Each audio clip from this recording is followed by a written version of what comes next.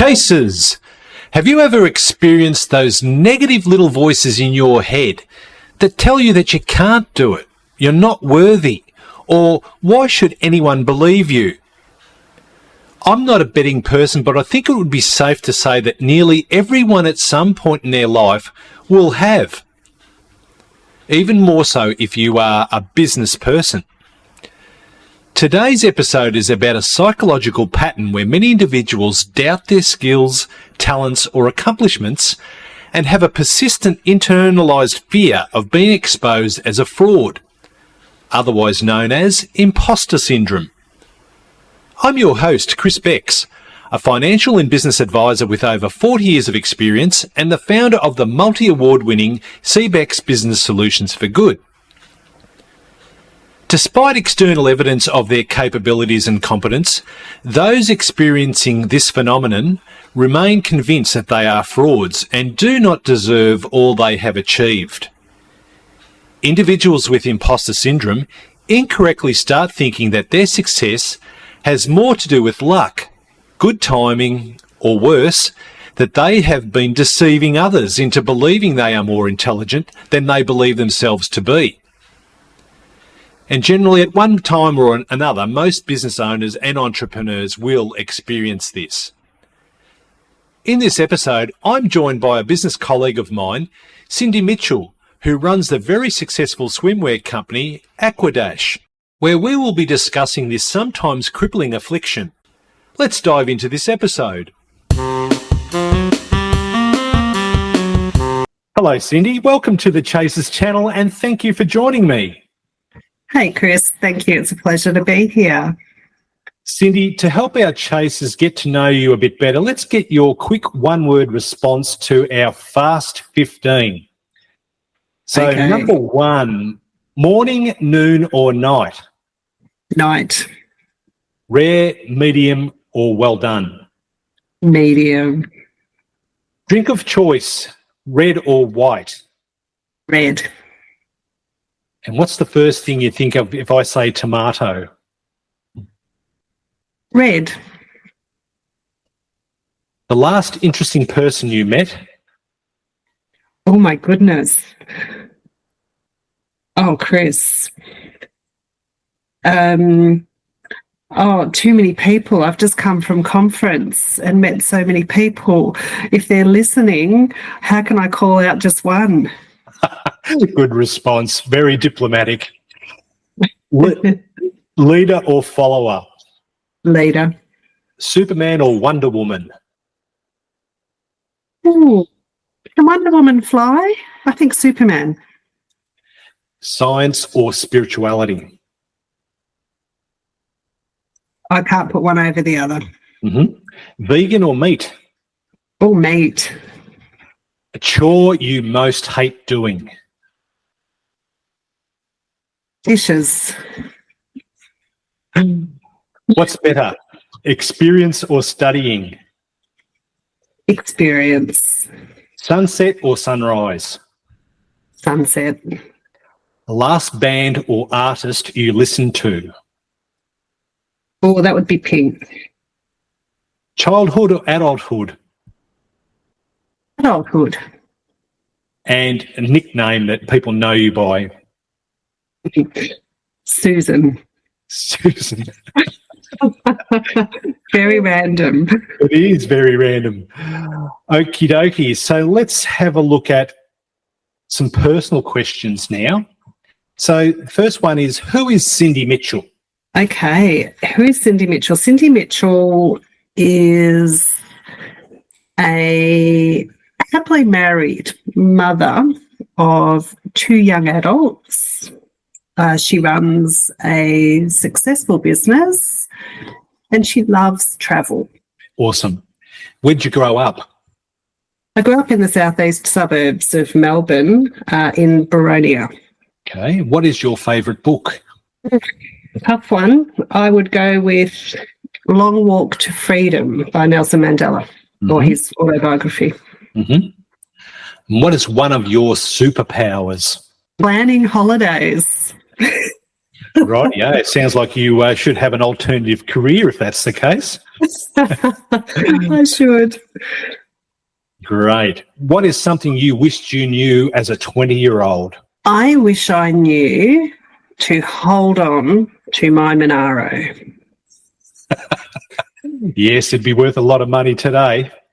It certainly would. Cindy, what is something you are grateful for? On my health. So what is AquaDash? AquaDash is what gets me up in the morning. And my husband would say what keeps me awake at night. Okay. Can you be a bit more descriptive about what it does or sells, provides, solution it solves? Oh, you're frozen. Why did you start AquaDash? I started AquaDash because I had a need. I had an idea of a product that I wanted and I couldn't find it. Great. And had great encouragement and support to go out and make it happen. It's a typical entrepreneur and how a lot of great ideas come about. It's really to solve a problem or a need that's in the community. And for people who take that sort of action, I really take my hat off, because it's starting with no idea of how you're going to do it. And you've got just a vision for wanting to achieve it. It is just an amazing accomplishment to be able to see that right through. When did you start? Chris. My pleasure. When did you start? 2010. Okay, so 14 years. So you've gone over the 5-year cycle where 50% of businesses fail within the first 5 years. So fantastic. And how did you get started, Cindy? So, like, we had this idea, and my main product is a swim parka, which is like a towel lined coat. So I bought a raincoat at Kmart and I lined it with a towel, and I was at the right time to go to Hong Kong where there was a major trade show. So I went along with my little homemade swim parka and just met with manufacturers when I was over there. It took 4 days of, walking around and trying to find the right person, the right fit for me. Yep. But yeah, so it was just an idea, a mock-up, and then a trade show. Fantastic. And where are you based? In Melbourne. Imposter syndrome is common among business owners and entrepreneurs. In fact, a study by the University of California in Berkeley found that 70% of successful entrepreneurs experience imposter syndrome at some point in their careers. Cindy, as a successful entrepreneur who's been now operating for over a decade, have you or did you ever suffer from imposter syndrome? Absolutely. And to be honest, to an extent, I still do. I don't know if you ever overcome it. I think it's something that you just learn to use it as a tool, manage it. That's a great answer. As successful people, you always have this little voice in the back of your head that says, you can't really do that, or why are you doing that? You're not as good as the people in the room, or whatever the version of that little voice is. We always seem to have it, and you've really answered the question on how you deal with it at the same time by saying that you've really just got to have some sort of tool or way of controlling it and silencing or just quietening that little voice in your head. Absolutely. Imposter syndrome is common among entrepreneurs and business owners, and there are a few reasons why. Firstly, entrepreneurs are often high achievers who set high expectations for themselves, and this can lead to self-doubt and the feeling that they are never good enough. Secondly, entrepreneurs often work in uncertain and rapidly changing environments, which can make it difficult to feel confident in their skills and abilities. And thirdly, entrepreneurs often have to take on new challenges and learn new things quickly. This can lead to the feeling that they are not experts in anything and that they are going to be exposed as frauds. Some of the common signs and symptoms of imposter syndrome: attributing success to luck, timing, or deceiving others; minimising accomplishments; feeling like a fraud, fear of being exposed as incompetent, setting unrealistically high standards for oneself, constantly comparing oneself to others, discounting positive feedback, overworking oneself to prove oneself, and avoiding new challenges or opportunities. Cindy, do you recognise any of these from the past that make you feel like an imposter? I would definitely say luck. I feel like I often say I'm lucky, and it's not. It's all hard work. Another one that you don't mention is, that self-talk of I'm just. When I'm in a room of people, I often used to say, I'm just a hobby business, or I'm just a mum and dad business, or I just do this. Yep. Yeah, so probably luck and just. Yeah. One that I often used to experience a lot of was constantly comparing oneself to others, because I guess you're in a room full of professionals, and you're often thinking, gee, I wonder if I know what that person knows about this or that or the other, because it's such a complex area and you've got to keep up to date all the time. But the fact that I go to a lot of CPD and conferences and things has allowed me to just not put that pressure on myself anymore, because I am doing the best I can by keeping up to date. Absolutely. I love that. You can't do more than that. That's right. And I think the other one that's really interesting is avoiding new challenges or opportunities. And I see a lot of my business clients thinking they're not good enough to take on those new challenges or opportunities, and they are really suffering from that imposter syndrome self-talk at the moment. Yeah, I can understand that one, especially if you are busy already. It's hard to take on extra challenges that just make you self-doubt. But actually, I would highlight another one that you mentioned about minimising your accomplishments. I think that's a really big one too. I think we forget how far we've come because we're always looking for that next challenge. Yeah, that's right. And I think that's part of the rewards that we should be setting ourselves at the end of the 90-day action plans that we set ourselves, that if we've reached those goals, we need to take time out to acknowledge it and then celebrate it. It's a bit like when you win an award, you sort of downplay it, but you really need to acknowledge the success of that award because of what you've been able to achieve. You do. I think it's a milestone, and if you celebrate it, as we're saying, if you celebrate it, then you'll always remember it and you won't forget. Yeah, just all those leaps and bounds that you've come. Yeah, and I think that's also another way that you can actually overcome the imposter syndrome feelings as well, by taking the moment to acknowledge it and celebrate it. Yeah, we should do it more often. Exactly. Imposter syndrome can have a negative effect on business owners and entrepreneurs in a number of ways. It can lead to self-doubt, anxiety, and depression. It can also prevent people from taking on new challenges and opportunities. In some cases, imposter syndrome can even lead to people giving up on their businesses altogether. Cindy, how do you turn off or beat down that little voice in your head? I would say, much like the previous response, like celebrating the accomplishments and getting validation of, that everything I do is what's leading to my success and that it's not just luck.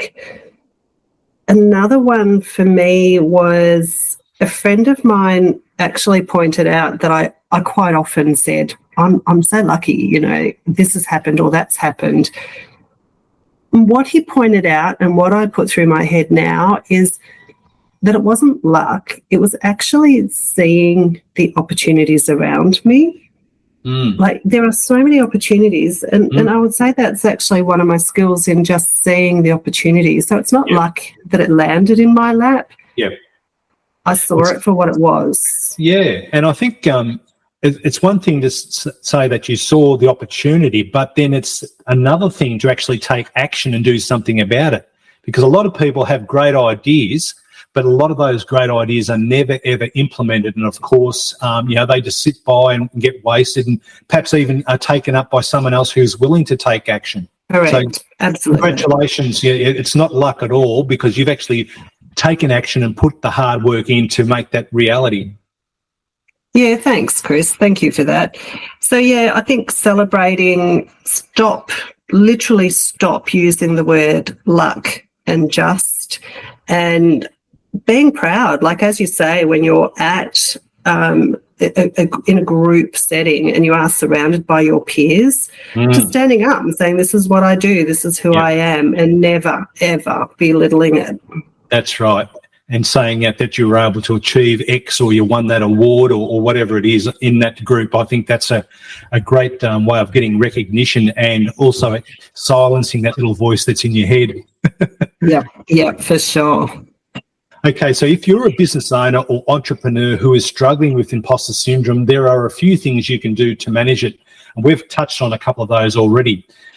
First one is recognise that you're not alone. Imposter syndrome is very common, even among the most successful people. Identify your triggers. What are the things that make you feel like a fraud? Once you know what your triggers are, you can start to develop strategies for coping with them. Challenge your negative thoughts. When you have a negative thought about yourself, ask yourself if there is any evidence to support it. If there's no evidence, try to replace the negative thought with a more positive one. And we mentioned this one, celebrate your successes. No matter how small your accomplishments may seem, take the time to celebrate them. This will help you build your confidence and self-belief. And the other one about being in a room of your peers, talk to someone you trust. Talking to a friend, family member, therapist, business coach, or other trusted person can help you to process your feelings and develop strategies for coping with the imposter syndrome. Cindy, what would be one tip you could give our listeners about drowning out the little voices in our heads that tell us we are not good enough to deserve this success? I would suggest finding positive words and having a louder voice than that's in your head. Turn the volume down and then, speaking right up. Good one. So some additional tips that may help you manage imposter syndrome: find a mentor or support group. Talking to other people who have experienced imposter syndrome can be very helpful. They can share their stories and offer advice on how they coped. Practice self-compassion. Be kind to yourself and accept that you are not perfect and that everyone makes mistakes. And the third one is taking care of yourself. Make sure you get enough sleep, eating healthy foods and exercise regularly. Taking care of your physical and mental health will help you feel more confident and in control. Cindy, thank you so much for being a guest on the Chasers channel. Thanks for having me, and thanks for covering the topic. Cindy, if our chasers wanted to find more about AquaDash and had a need to purchase your products, where can they find this information? AquaDash.com.au. Wonderful. Remember, chasers, you are not a fraud. You are capable and intelligent, and you have achieved great things. Don't let imposter syndrome hold you back from achieving even more. Thank you for listening. I'm Chris Becks, and I look forward to presenting our next episode to you soon. If you enjoyed this episode and you'd like to help support the Chasers channel, we would love you to share it with your business friends and colleagues, post about it on social media, or leave a rating and review. To catch all the latest from CBEX Business Solutions for Good, follow us on Facebook at facebook.com/CBEX, Instagram at CBEX, and on the internet at cbex.com. Thanks again, and we'll be sharing new info with you on our next episode.